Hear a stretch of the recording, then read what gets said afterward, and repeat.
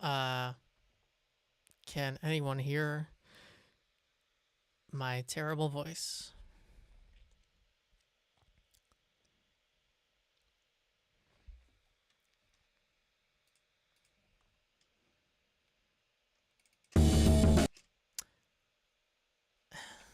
Is that a yes? Okay.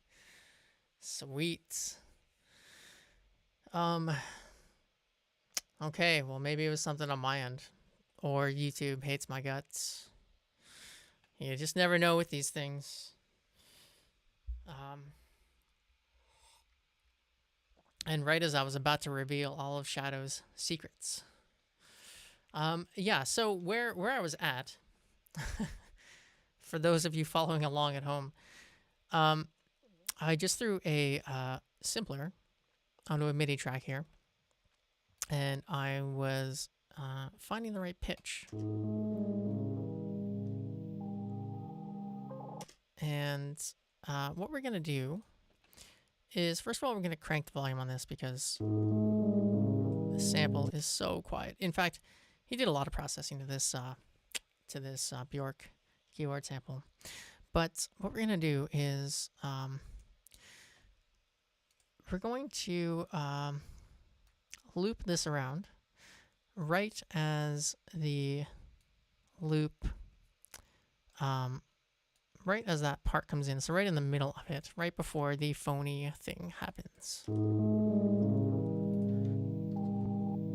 Okay, so I'm going to dial this in.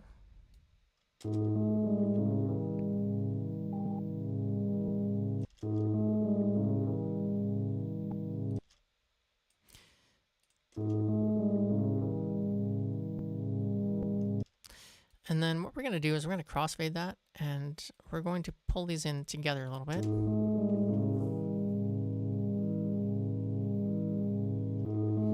And so I'm pretty sure that this is the technique that he used on the MPC. Now, as somebody who has never used those samplers, I am kind of trying to interpolate the knowledge that I have between, like a few of the different models of samplers. But I'm pretty sure that the MPC could have done this.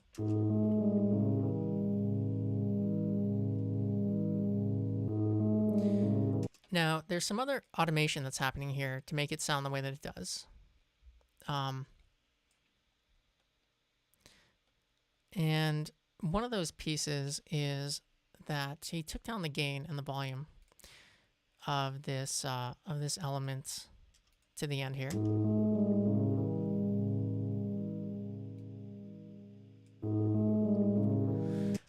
But if we listen to his, it's still quite different.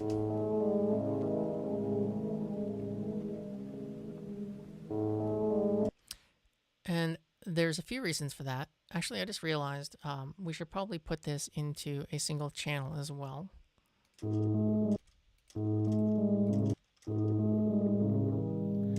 That doesn't really make a difference. And so we're going to have to make it wide, first of all. And then he obviously put a reverb on there as well. So I'm going to throw a crystalline reverb on this. And I'm not going to do anything super special here, but we are going to throw it on like a basic hall. It doesn't really matter, the reverb, so much. And then again, we're going to automate this so that the reverb doesn't really kick in until at the end of this or the middle of this phrase. And hi, everybody. Thanks for coming back. Sorry about that. I don't know what the hell is going on. Oh, there you go.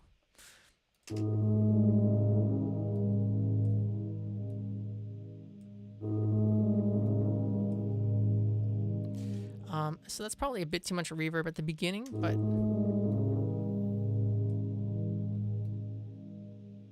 you can kind of hear the effect I'm going for. It's actually wider too, so we're going to open up the width of this reverb.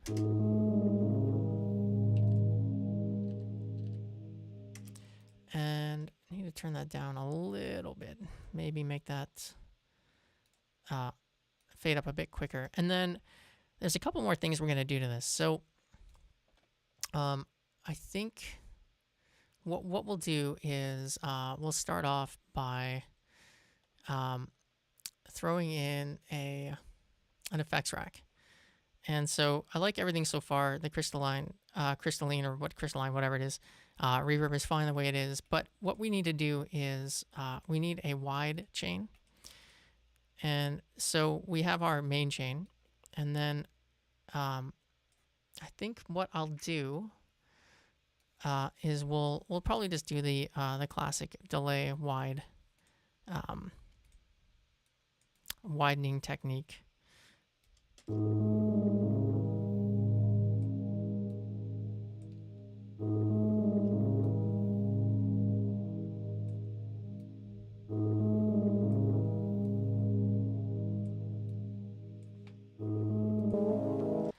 And then you can hear how his is like loud. It's saturated. And so what I'm going to do to make that work for me is I'm going to throw a multi-band dynamic. And this one is OTT. It gets used constantly all over the place. And it wouldn't really be used for a purpose like this, except we're really trying to make this sample kind of bring up the highs. There aren't any highs, so you're bringing out these artificial kind of highs in this sample. Which, speaking of, I don't know why I didn't put an EQ on this yet, but we're going to now. So we're going to take away, obviously, the lows.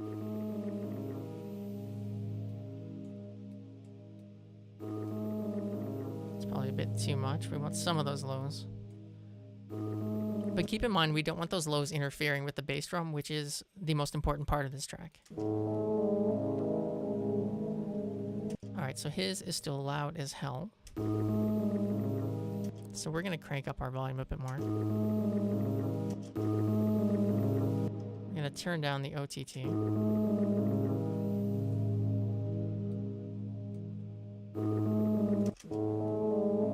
Now, there's more definition on his. In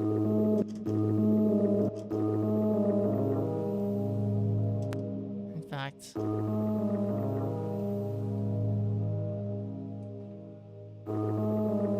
But you can hear sort of the some of the production techniques that I would have used to make this sound the way that it does, which I really love because he didn't, you know, in some ways, for some samples, you just huck it in there. You know, you don't really think twice about it.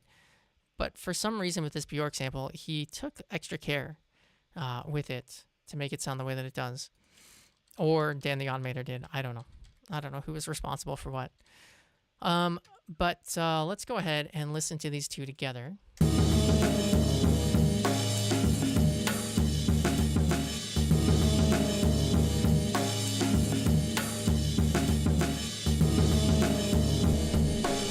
So I'm going to A-B with him.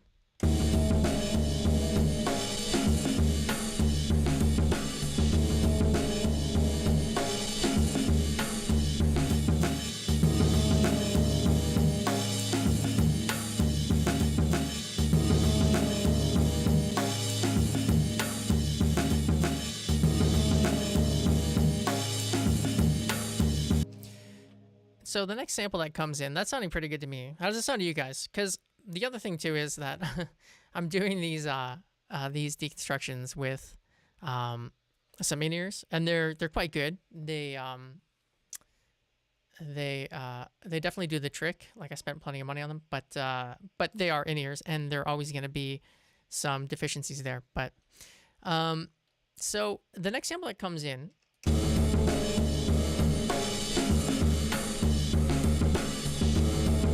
is right there, that voice.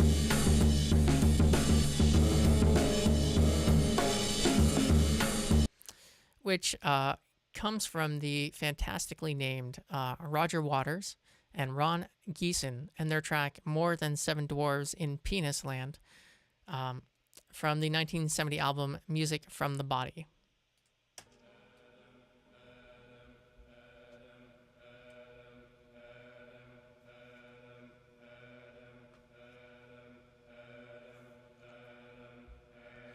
Sorry, Franco, I didn't understand your joke, but...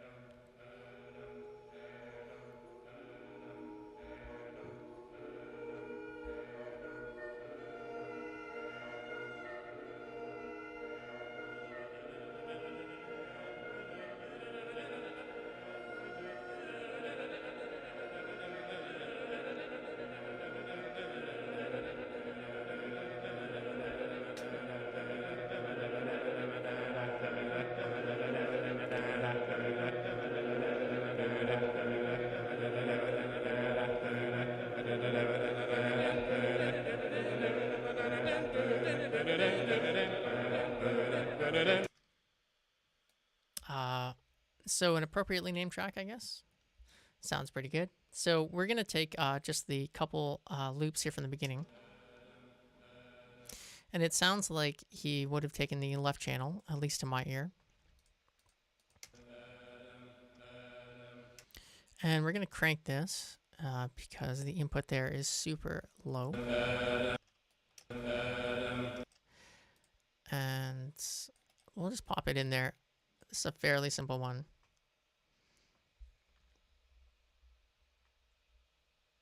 Oh, that's awesome. Hi, Clava. Nice to meet you. That was kind of the point of these videos in the first place, was to, I guess, to help other people like me who love this music to kind of appreciate it on another level, if that makes sense.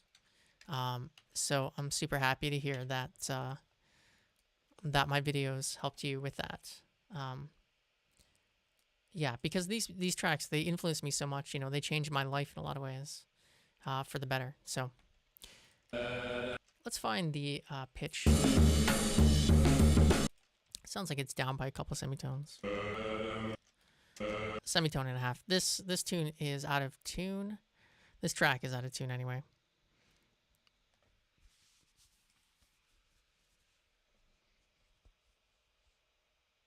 Yeah, yeah, it does kind of have a similar vibe to it, doesn't it? And also, I'm glad to hear that, Franco.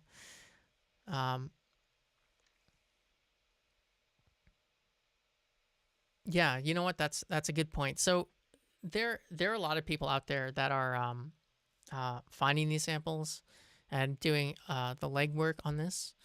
And I'll just say that's not me. Like I am not like a musical historian, you know, or somebody that would.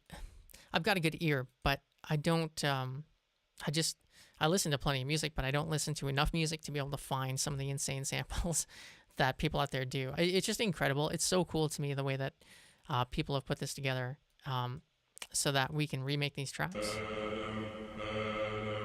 So I think he took those first two and then just looped them. I don't think he took any more than that. This would have been the easiest way to do it. Oh, I fucked up the something here.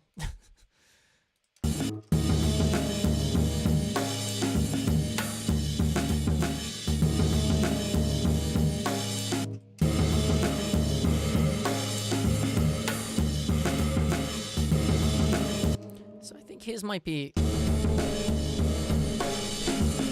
Yeah, his is wider than mine, so we're going to do the same trick that we always do right now, which is to dislocate the left and the right and move them out of time, out of sync with one another. Why am I struggling here? There we go. And we will make a wider stereo field here.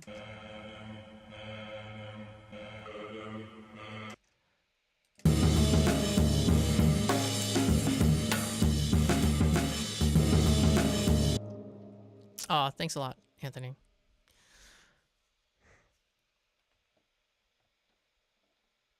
Yeah. Shadow's ability at chopping up samples is unbelievable.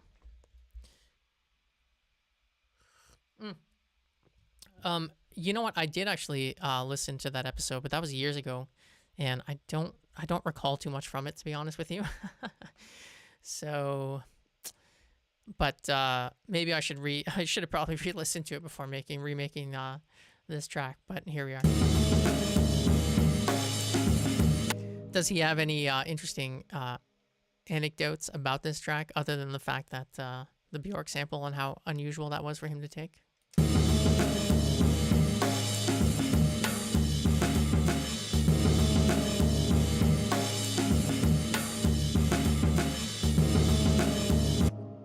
I just realized this one snare is a bit behind and it's really bothering me. So I'm just going to fix that in the in the drums and re-loop all of these.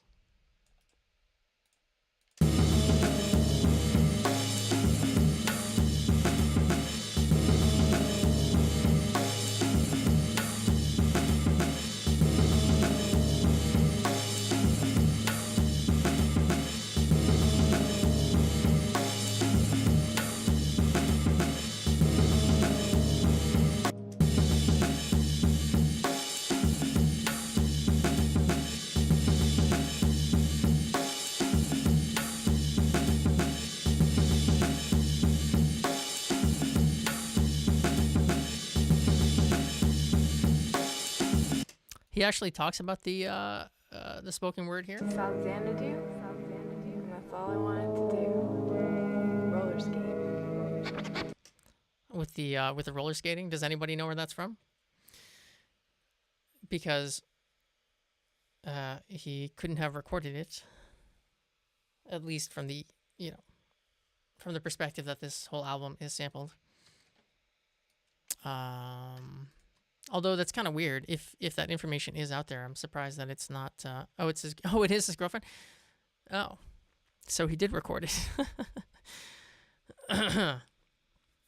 So, yeah, I was gonna say not to get into the semantics then, but of the album, but I guess that sort of takes away from the idea that it's 100% sample.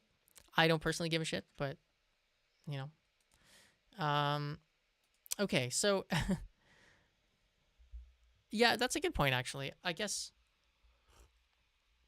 he does, because he actually scratches it. I wonder.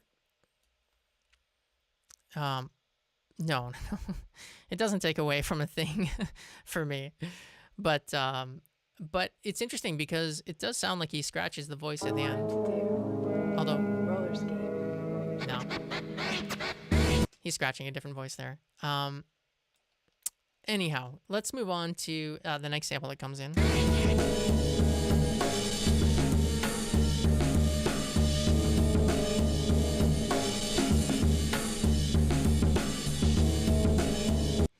I was thinking about that too, Anthony. I don't know how expensive that would have been to have a pressing made to scratch. I mean, obviously it'd be super expensive, but whether or not he would have gone to the trouble of doing that for these vocal samples, I guess it's possible actually, because in that sense, then he really is sampling them and recording them in that way, or putting them on the album in that way. So the next sample is those strings, and I think it's a Celeste or maybe it's a Vibe, and they come from Ed Thigpen's Action, Reaction, Action, and Reaction.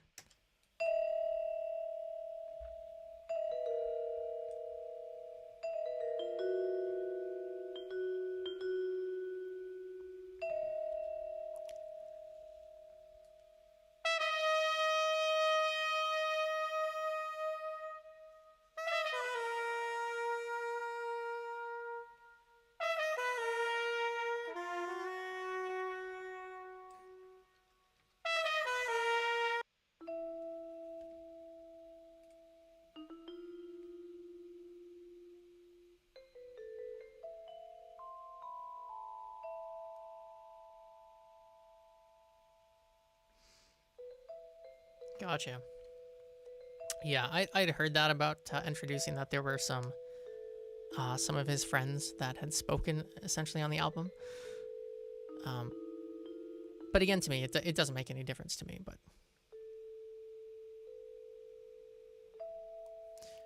and so there's that one Vibe sample, just so you can hear it as we're going along. Sorry.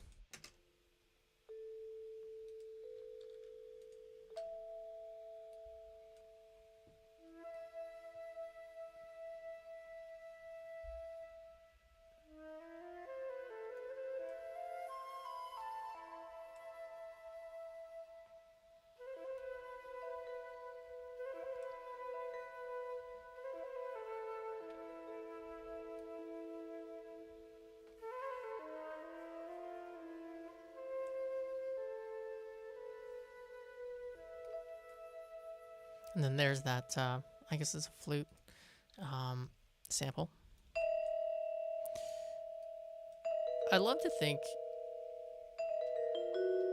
I love Shadow's kind of eclectic musical tastes. He seemed to just listen to just about everything. I can just imagine him in, in his studio or in his apartment or whatever, just going through all of the records that he's found and just chilling out and like listening to a track like this. Like a lot of the samples he took from, including the horns at the end, that's a 16-minute long track. It's, like you have to be in a certain mood to sit through music like that. And he just seemed up for it. He seems like such a music fan, which is probably one of the reasons he's so good at what he does. So we're going to start with the flute here.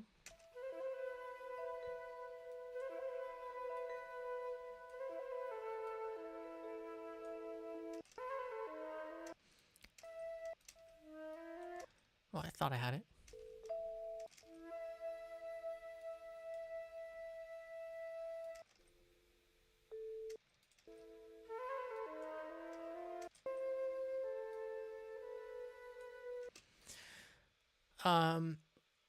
Yeah, it's just such a chill track.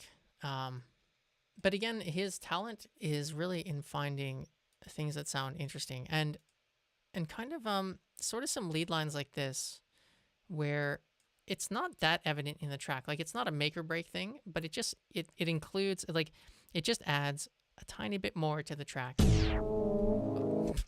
That's not the spot. Right here.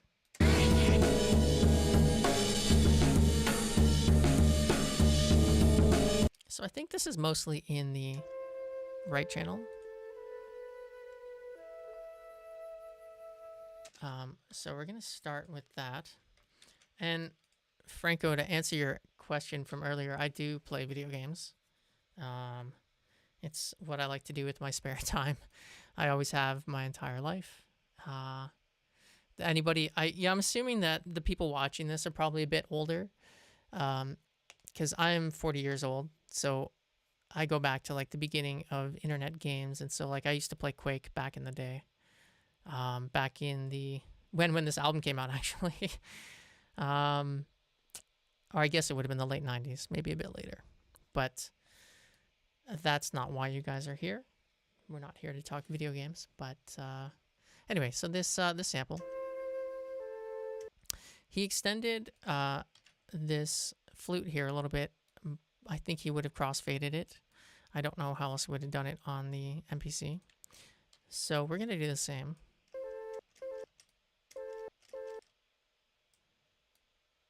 And so I think it goes something along these lines. I'm going to group that up.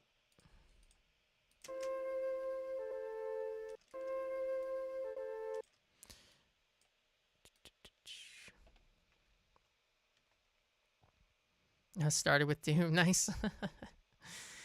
Yeah, I shouldn't say I started with Quake. Like I started with Doom as well.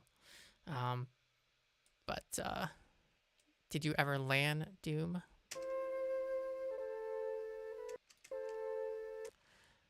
Okay, so I'm going the wrong direction there. There we go. So anyway, I'm overlapping these flutes so that it will match, and I'm extending it.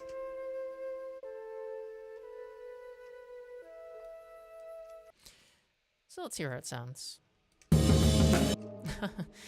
I'm an idiot, and I didn't change the pitch. So actually, let's start there. Sorry, I got distracted by video games.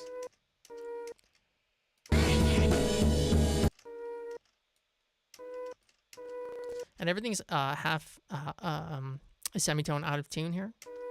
So this is 1.5 down.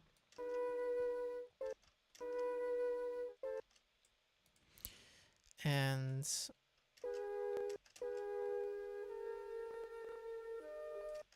so we're just going to move things into place as he would have done. Not quite what he would have done, but along those lines.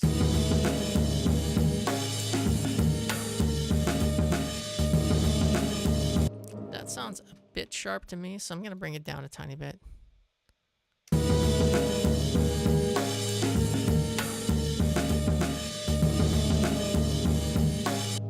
Still the slightest bit sharp.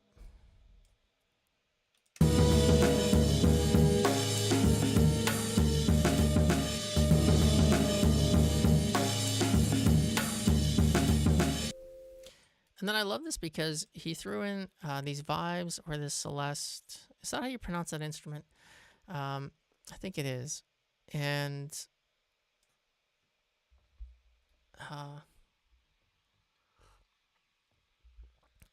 yeah. Hi, Jasper. Nice to meet you. Welcome to the stream. And yeah, Chili Bits, that's interesting because I think So I don't know exactly what his technique would have been. I mean, he must have then somehow maybe he recorded like a loop and then recorded another loop and then kind of mashed them together and then would record that onto a DAT to transfer over. Like, because some of the things he definitely did some time stretching, but he didn't do it in an MPC way.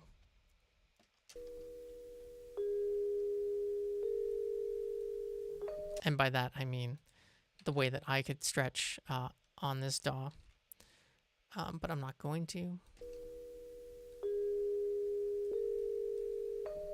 So let's listen to this one. This one is a bit quieter. So actually I'm going to take that first note because it's basically silent otherwise, and I'm going to boost the signal.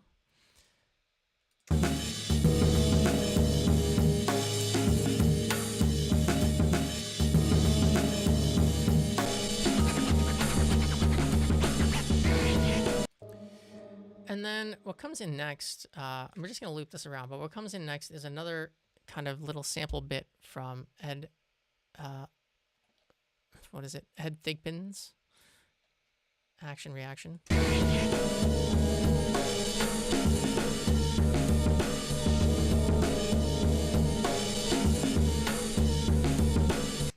So you can hear it goes, and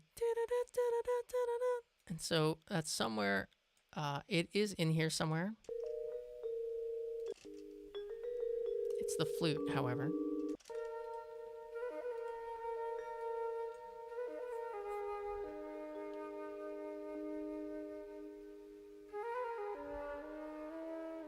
That's a good point, actually. Maybe he did get his hands on some equipment that could have time stretched. But, you know, who knows? This is why I keep saying, like, it'd be nice if Josh would just drop by and then we could ask him some of these questions.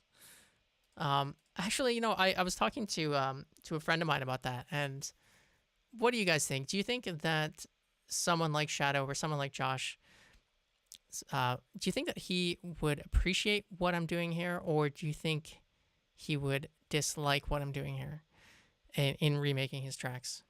It's kind of a tough question to answer, but like in the way that Fatboy Slim or that Norman Cook kind of appreciated what I was doing, I kind of feel like Shadow would sort of hate what I'm doing, but I could be wrong. Maybe that's my own insecurity. Anyway, I think it's this. I think it's this part here. Let's try looping that over and seeing how it sounds.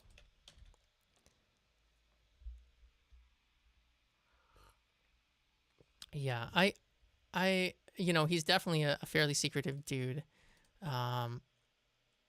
And I don't know, maybe he wouldn't like spoiling kind of or even reliving the past. I kind of feel like he's not somebody who would like to go back and relive some of these experiences of making, you know, this album. Like, do you know what I mean? Yeah, that's that's totally fair.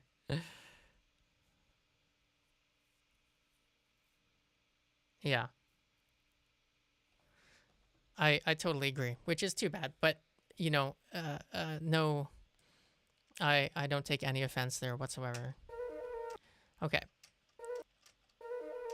So, possibly this one. Let's hear that sound. Crank it up. Yeah, so I think it might be this sample here. We're just going to chuck it in. Not there. Maybe here. Close. Let's try that out.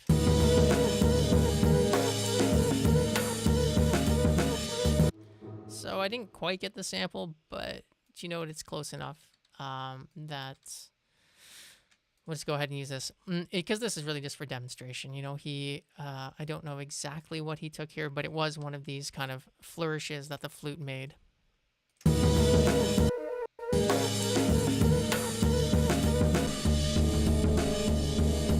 Sorry, it doesn't come in quite yet. But here, we'll do a comparison.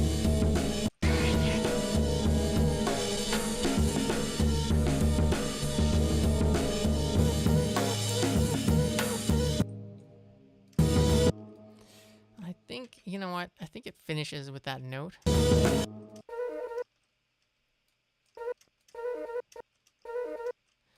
So I think that's going to be more accurate. Let's try that out.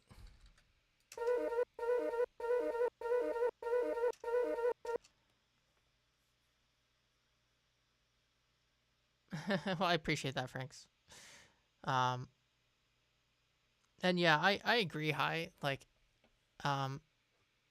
that's, I do these videos, with all due respect. There's no, I love this music, and I certainly hope that comes through anyway.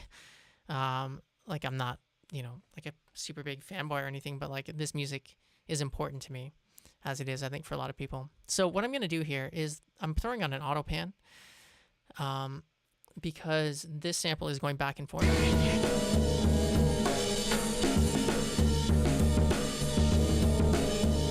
from left to right, and it sounds like it might have a little touch of reverb on there as well. So I'm just going to put some of that on.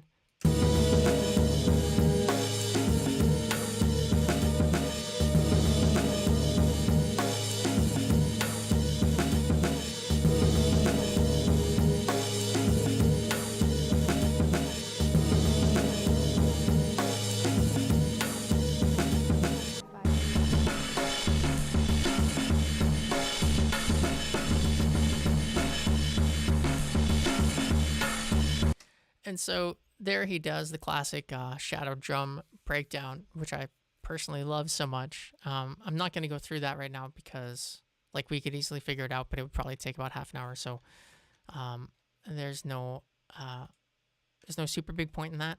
What we're going to talk about next is the, I guess, newly found horn sample at the end.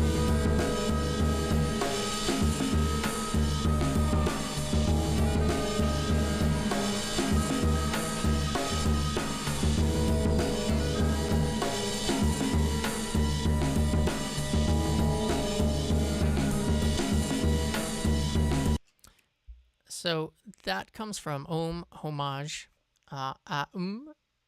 This is a great title that I'm sure I'm not butchering.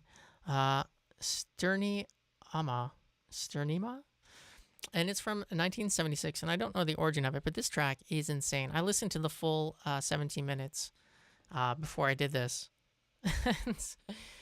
It's out of control.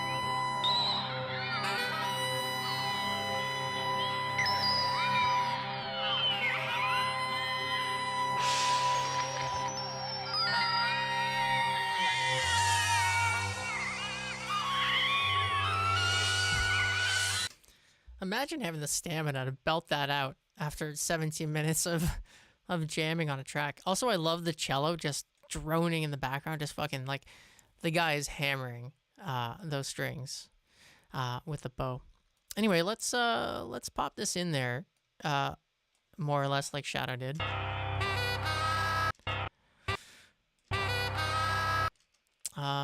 First of all, let's find the channel.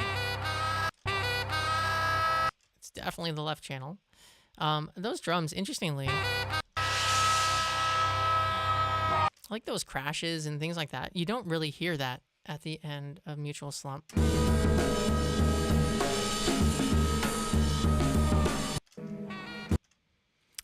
And he did kind of EQ those out a little bit, but it's still impressive to me the way that the other drums kind of drown that out. Okay. So we need to find the... This is going to be down by half a semitone likely, because everything is. A little bit more. It's a little more flat. Nope.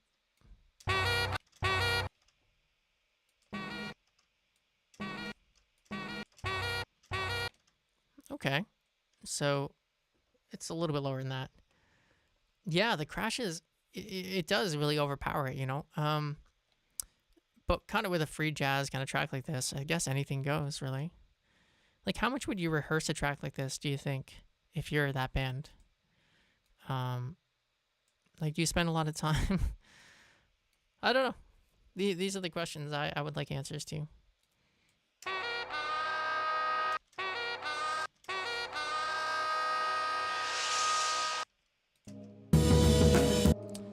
All right, let's see if we got it.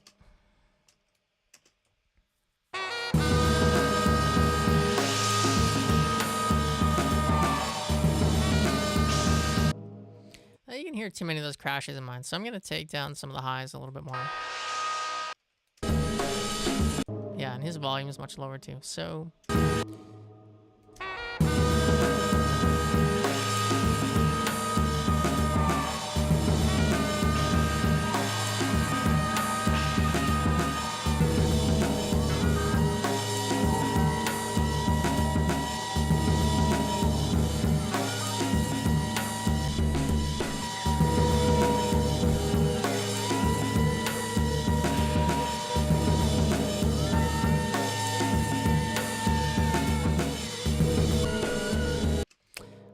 And again, he is quite deep into the left and right channel. So I'm gonna try an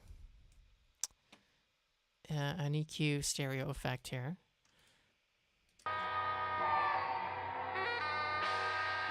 And actually, I'm gonna put this in parallel with the main track.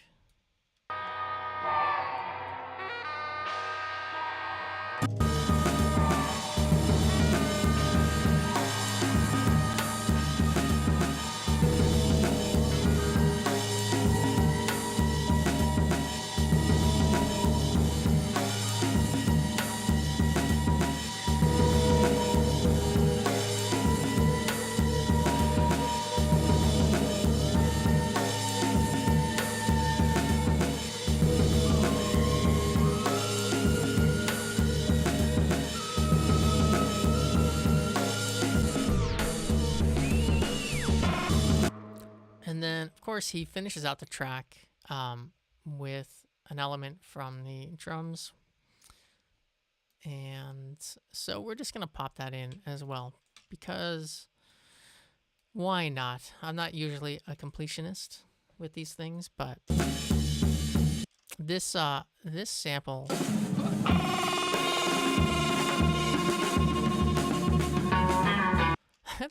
That guitar is so good. It sounds like a voice at first, doesn't it? Until it kind of dematerializes into being a guitar again.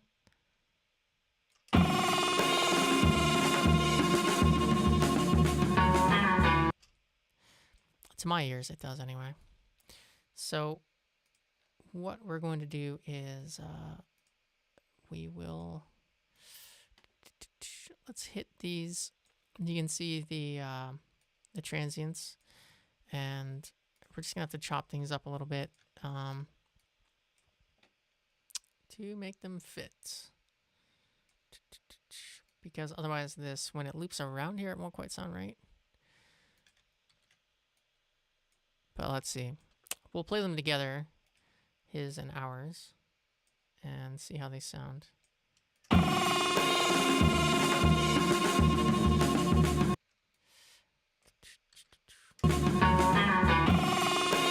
Yeah, you can hear how it, when it loops over, it's not quite right. And so, and I think that's because he extends it out here. So that's what we're going to do too.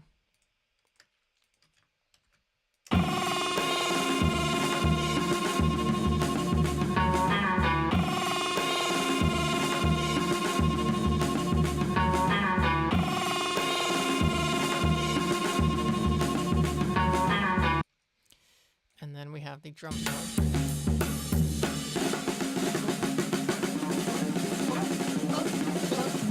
What a fucking way to start your song, by the way. Like, good on you, Pooj Rogfeld.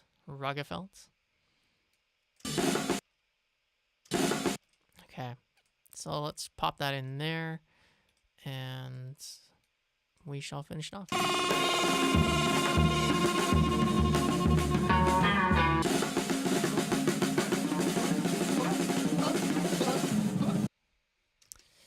What a great song by Shadow. Thanks for hanging out with me, you guys. I'm not totally done yet, by the way, I should say. I'm going to be doing, sometimes when I work on some Shadow samples, I kind of mash things together a little bit just to see how they sound. And so I'm going to do a little bit of that today as well.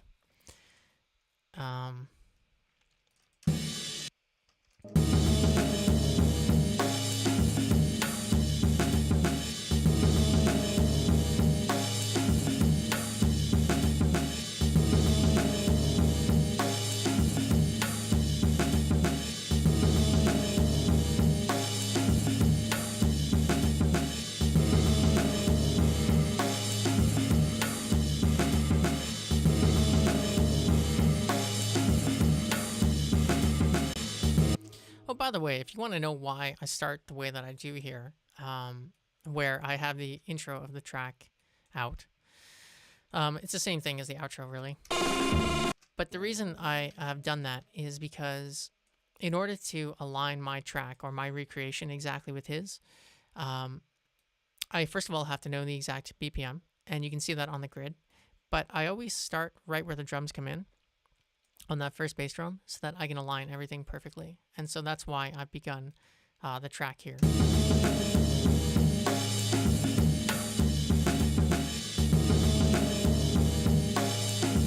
But like I said, I'm gonna try out a couple of things here.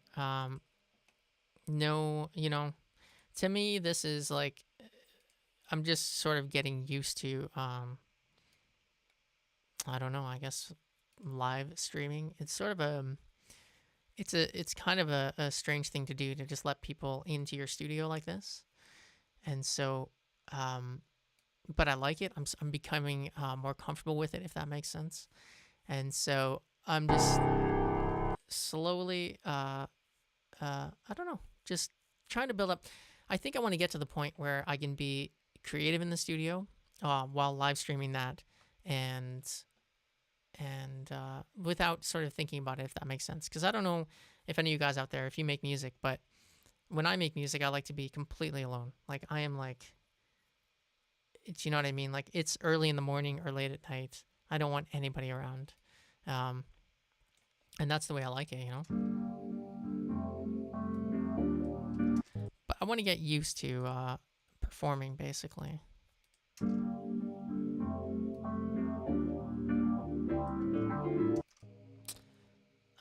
So I'm just going to play around with this track.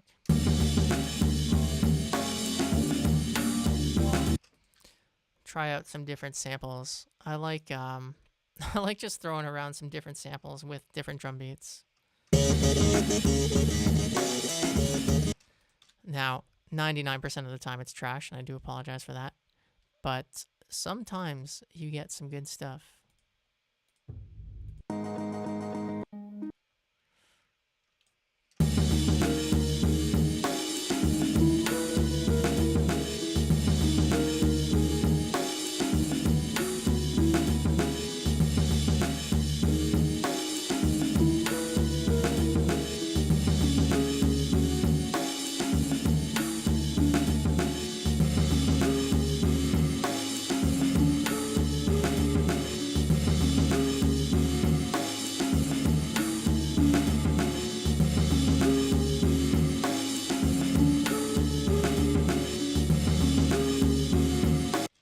Well, I appreciate the support, guys.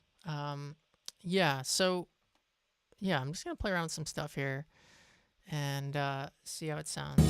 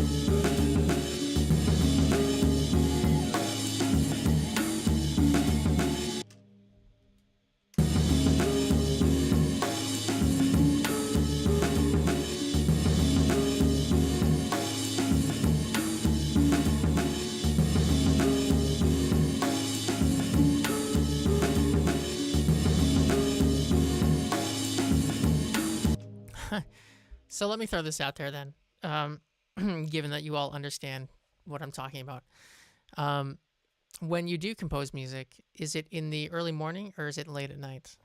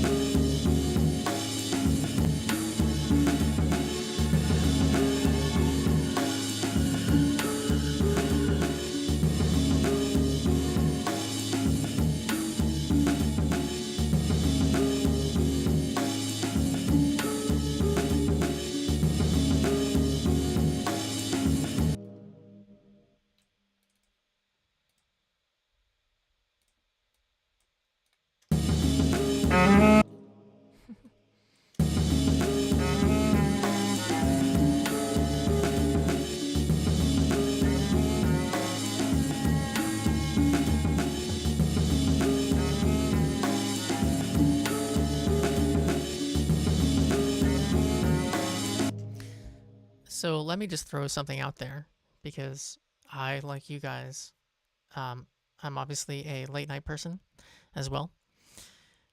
And my life kind of changed around a little bit where I had to do some compositions earlier in the day. Like I wasn't able to record at night. And I found a neat little hack for myself anyway. I don't know if this would work for anybody else, but I wake up in the morning and the first thing that I do is I go to the piano or whatever instrument you compose on. And I don't want to do this in the moment because I've just woken up. Like my brain is telling me do anything but this. But trust me, push through that feeling. Go to your instrument and record whatever you're about to do. But just let your sleepy brain, your brain that has just come out of a dream state, let it do whatever it wants to on that instrument and record what it does. Don't think about it too much. Record for about a minute, 2 minutes, up to 5 minutes maybe. Work on it, then leave it alone and come back to it after a couple of hours, after you've done your morning routine, maybe in the evening, and listen to what you've done. Because in my opinion, that first bit of the morning is one of the only times of the day where our brain, where you can kind of use a part of the brain that you can't access otherwise. And I have been able to compose some things in the morning that I promise, like otherwise I never would have. And it reminds me a little bit of staying up late and, that 3 o'clock, 4 o'clock in the morning where nobody's around and, nothing's happening. And there's just like, there's kind of a spirit to that time in the morning. Well, I guess it is in the morning, but late at night. Anyway, the mornings for me are that. And give that a try. Let me know if that works for you guys. Because for me, that's been, man, like I just could never go back. I never want to compose. I can't start composing in the afternoon now. It has to be in the morning. And then it'll like grow into something else throughout the day.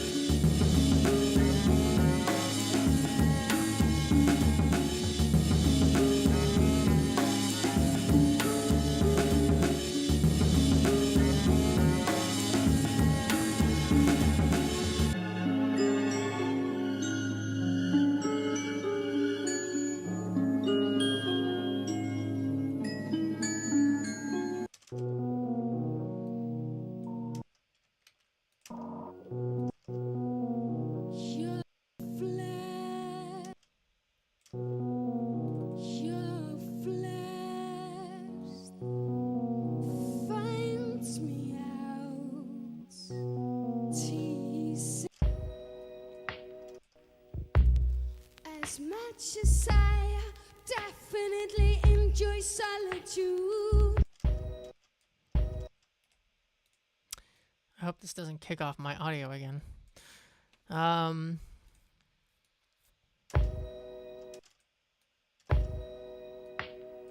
Little time with you. Sometimes, possibly, maybe.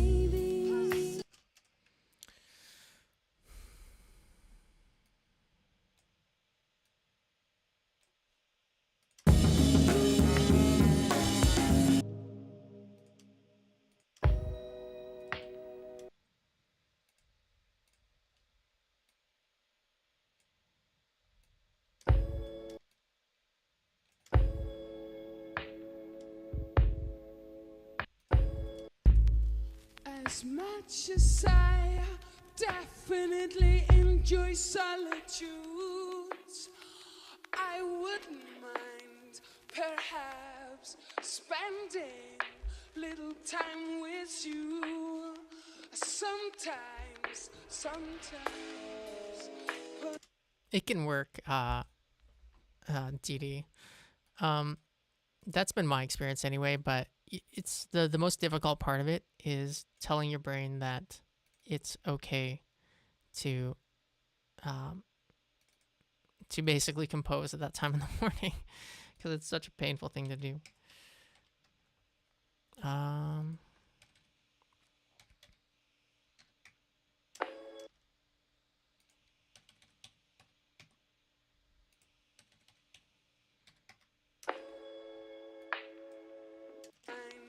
Perhaps spending.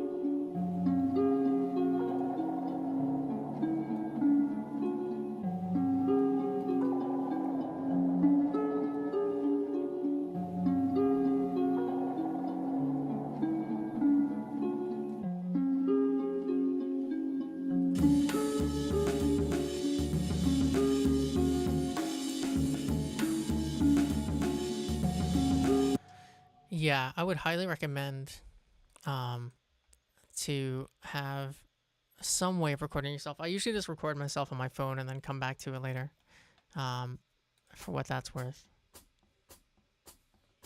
But because it's not about that recording, it's about having the same energy. Because if you don't record it in that moment, when you come back to the track, the energy that you had, whatever the rhythm was, whatever the speed, the tempo, and all that type of thing was, it'll be gone if you don't record it, if that makes sense. And you might still want to change those things, but if you don't record it at the time, it'll be gone.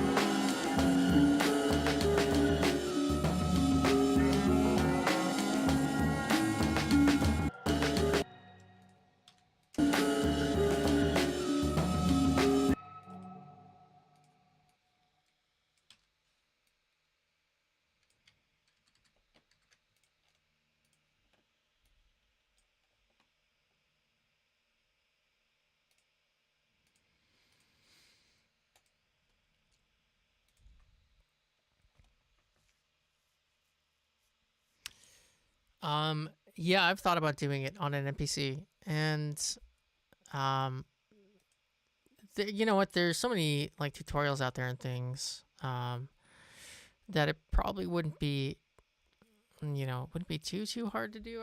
I shouldn't say that. What the hell am I talking about? It'd be almost impossible. But yeah, I would enjoy giving that a shot. It would just be kind of a longer term project, if that makes sense.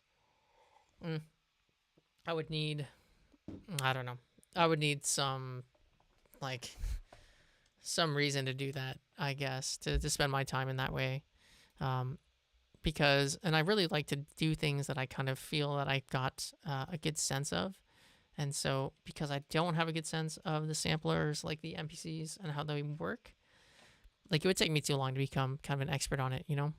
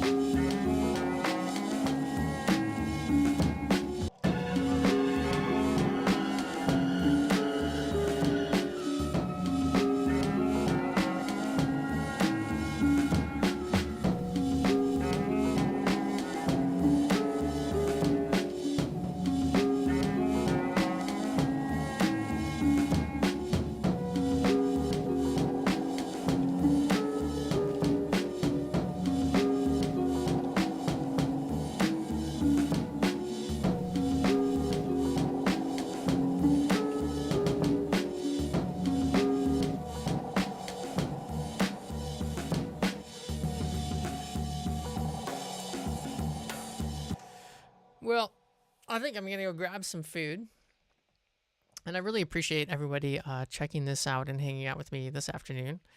Um, yeah, it's like I said before, I'm just sort of becoming comfortable with this, if that makes sense. But I think I'm going to make Sundays a deconstruction day. And like I've said in the past, if I get an extra day in the week, um, I'm probably going to do maybe another stream if I get time during the week.